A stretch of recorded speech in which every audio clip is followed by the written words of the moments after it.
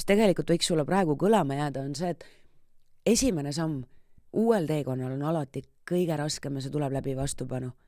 Aga kui sa seda esimest sammu ei tee, siis ei tule ka teist ja ega teine ka kerge ei ole. Aga kui sa läheb mängulise energiaga, siis sa võid esimese sammu teha kepseldes, teise ka ja ühel hetkel sa juba avastad, et oot, aga ma kõnnin ja vau, kus ma olen ja mis asi see on ja kuhu ma olen jõudnud. What?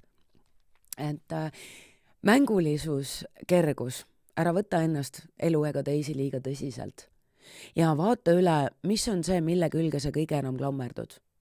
Mis on tegelikult see hirmu taga olev hirm? Mis on see, mida sa kõige enam kardad? Ja kui sa nüüd nii väga kardad midagi kaotada, kas sa ikkagi päriselt elad? Või äkki sa oled nagu nii kinni jäänud sellesse mängu, sellesse näidendisse, et sa oled ära unustanud, et tegelikult nagu sina oledki see lavastaja ja peaosaline ja teinekord ise ka publik.